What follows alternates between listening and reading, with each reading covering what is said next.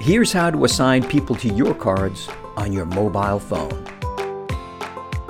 Since this deck is based on a family tree, we recommend you choose one of the first 3 card styles. Select the source of your family tree.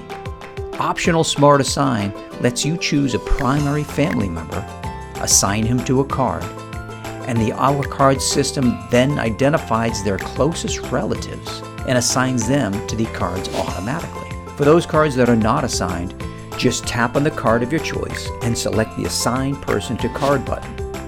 A list of all the people in your tree will appear. Choose the person you'd like to assign and click Done. To copy the contents of one card to another, just select the copy icon. Then, enter a suit and the number you'd like to paste that card to. If the card you want to paste to has already been assigned to another person, you can choose to swap those cards instead. Maybe you need to edit the information displayed on a card, change the photo, or add a new person. Just click the pencil icon. Want to change or add a picture? Select an image from your cell phone's gallery. Be sure to use OurCards photo editing tools if you need to.